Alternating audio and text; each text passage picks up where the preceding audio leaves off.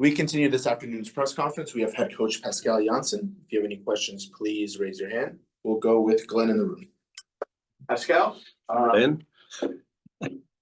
So the road, it's been interesting, and I kind of went back, and before the Orlando game, it had been 1 win in 10 road games. And since then, it's 5 on the road without a loss. So anything in particular that you can point to that has led to greater consistency away from home? Because that's been pretty critical in where you stand. I would say the growth of the team in general. Consistency has been the word that we've talked about since the beginning of the season, and you can see in the away games that we found ourselves in a better place at the moment. But other than that, just being consistent in what we try to establish on pitch always, and somehow it's paid off now in the away games as well. Did you throw a football or catch any touchdowns before the game started against Chicago? No, actually, when I saw the footage after the game, that's when it really sunk in, all the numbers and all the extra lines and everything, all the patterns on the pitch. But during the game, just deal with it and play as best as you can. Good for me.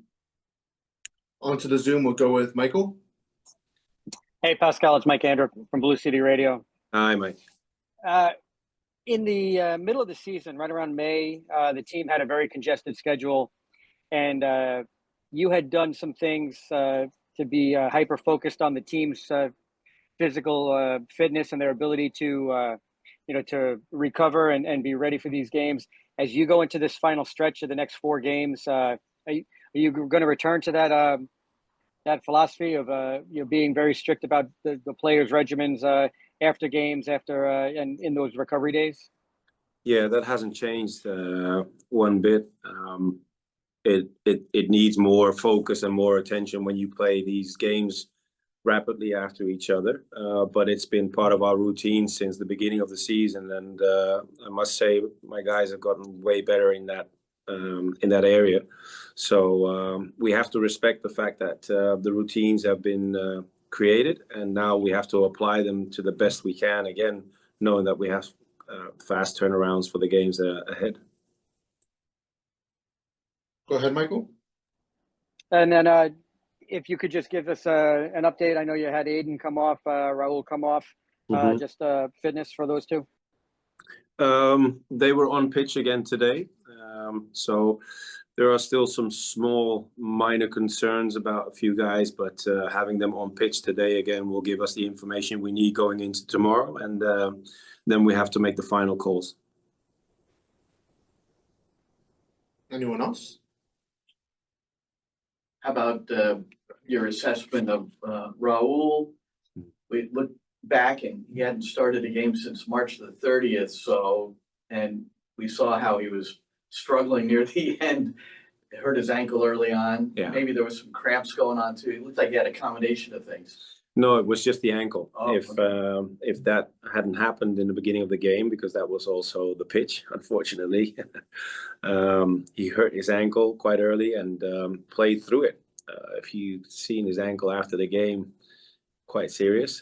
But physical-wise, he was good to go, and that was the one I was surprised by the most. But knowing Raul like I do, I had no hesitance to put him in the starting 11, because he knows the way I want to play with my team and what his part in the team is.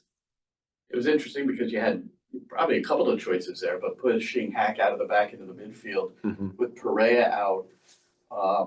You had mentioned to me at one point that you would have rather had a game sooner than later after the loss to DC United. Yet that extended period maybe gave you a little more time to figure out how you're going to play with those two in different spots. Yeah, true. Of course, the period with the international break helps you to focus on other things. Raul was in the building.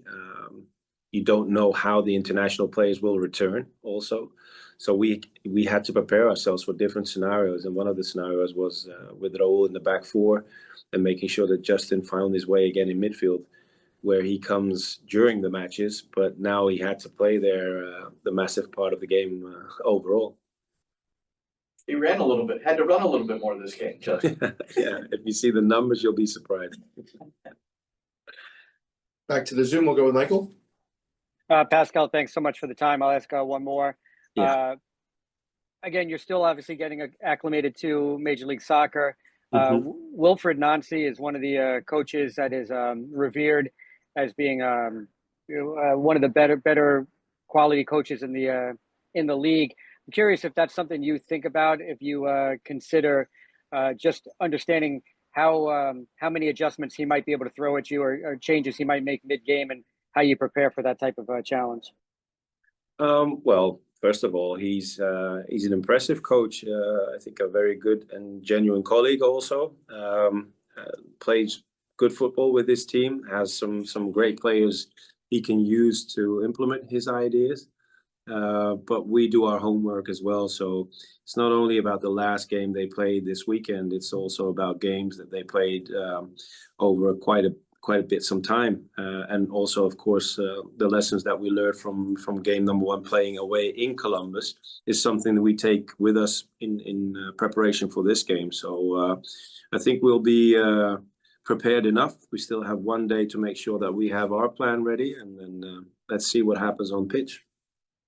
Great. Thank you, everybody. Thank you.